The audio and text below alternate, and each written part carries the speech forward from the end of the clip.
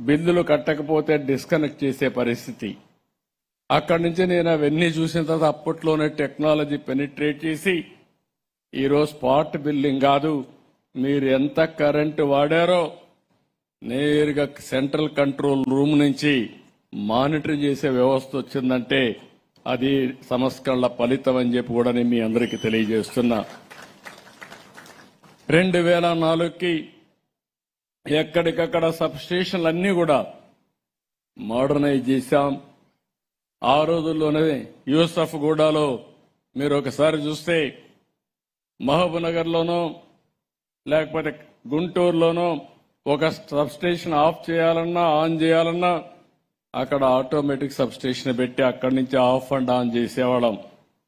ఇప్పుడు మొత్తం మీ కరెంట్ అంతా కూడా ఇక్కడ కరెంట్ ఇవ్వాలన్నా వద్దా అనే నిర్ణయం విజయవాడ నుంచి చేసే పరిస్థితి వస్తుంది. అక్కడ కంట్రోల్ రూమ్ ఉంది, ఆ కంట్రోల్ నుంచి చేసే పరిస్థితి వస్తుంది.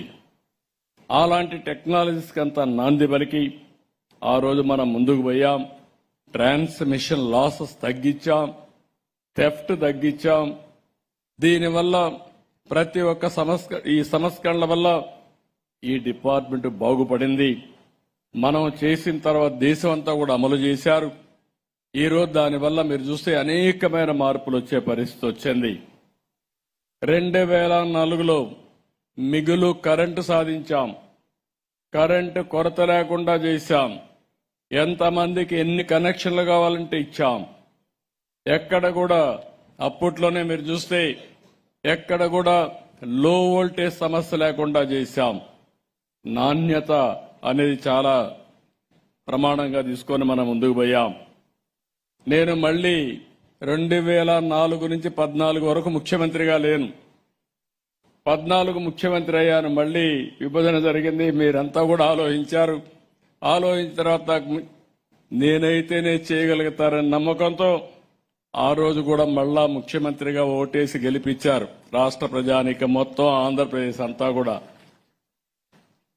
ఆ రోజు మీరు ఒక్కసారి చూస్తే 22.5 మిలియన్ యూనిట్ల కొరత. 2014-15లో మీరు ఒక్కసారి చూస్తే ఏవైతే ఎంఎస్ఎంఈలు ఉన్నాయో చిన్న చిన్న పరిశ్రమలన్నీ కరెంటు ఇవ్వకుండా, కరెంటు వాడితే వాళ్ళ మీద ఫైన్ వేసి తద్వారా మొత్తం చిన్న చిన్న పరిశ్రమలన్నీ మూతపడే పరిస్థితికి వచ్చింది. ఇండ్లకు కరెంట్ ఇచ్చే పరిస్థితి లేదు.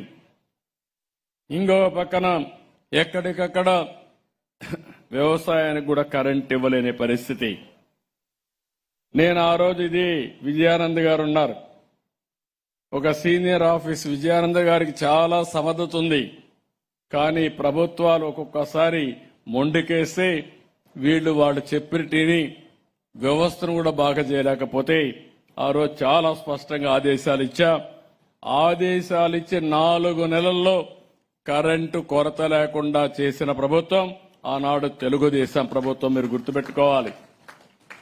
రాష్ట్రంలో ఉండే ప్రజానీకానికి విజ్ఞప్తి చేస్తున్నా, చరిత్ర ఒక్కసారి ఆలోచించండి. చరిత్ర ఆలోచించి ఏ ప్రభుత్వంలో ఎంత నష్టం జరిగింది అనే విషయాలు కూడా ఎప్పటికప్పుడు ప్రతి ఒక్కరు కూడా నెమరు వేసుకోవాల్సిన అవసరం ఉంది. అక్కడి నుంచి మీరు ఒక్కసారి చూస్తే తలసరి కరెంటు వినియోగం పెంచాం, ఉత్పత్తిని పెంచాం, మిగులు కరెంటు సాధించాం. 5 సంవత్సరాల్లో ఒక్క నయా పైసా కూడా కరెంటు ఛార్జీలు పెంచకుండా మీకు కరెంట్ ఇచ్చిన పార్టీ ఆ రోజు తెలుగుదేశం ప్రభుత్వం అని చెప్పి కూడా నేను మీకు తెలియజేస్తున్నా. ఎక్కడా ఎలాంటి ఇబ్బంది లేకుండా చేశాం. మొదటిసారి నేను సంస్కరణలు తీసుకొచ్చాను. రెండోసారి వచ్చినప్పుడు ఆ రోజు వచ్చిన మార్పులు చేర్పులకు అనుగుణంగా మీరు ఒక్కసారి ఆలోచిస్తే సోలార్ కరెంట్ వచ్చింది. భారతదేశానికి భగవంతుడు ఒక వరం ఇచ్చాడు, ఆ వరం ఎండ.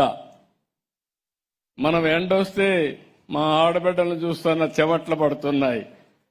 అదే గాని ఇంటి పైన సోలార్ ప్యానెల్స్ పెట్టుకుంటే ఇంట్లో ఏసీ పెట్టుకొని హ్యాపీగా పడుకునే పరిస్థితి వస్తుంది.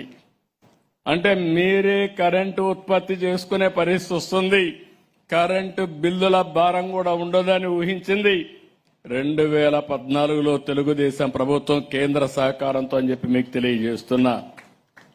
అదే మరి ఇంకొక పక్క ఎండ ఉంటే కరెంట్ వస్తుంది సోలార్ ద్వారా.